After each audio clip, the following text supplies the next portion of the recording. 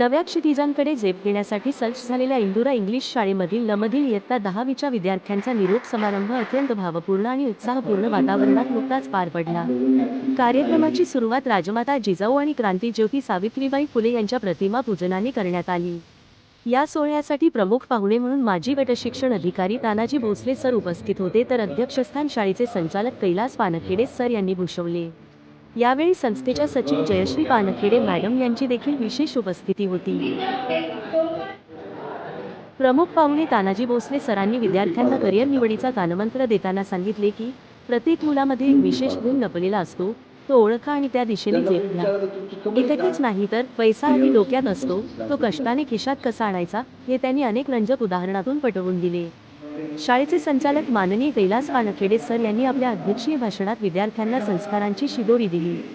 ते म्हणाले, आयुष्यात कुठेही जा, पण आपली शिस्त आणि संस्कार कधीच सोडू नका। नेहमी चांगल्या मित्रांची संगत ठेवा आणि आपल्या आई वडिलांच्या कष्टाची जाणीव ठेवून गावाचे व देशाचे नाव उज्ज्वल करा। शाळेचे मुख्याध्यापक तांबारे सर यांनी आगामी बोर्ड परीक्षेच्या दृष्टीने विद्यार्थ्यांनी कोणती खबरदारी घ्यावी आणि अभ्यासात शिस्त कशी राखावी यावर मार्गदर्शन केले।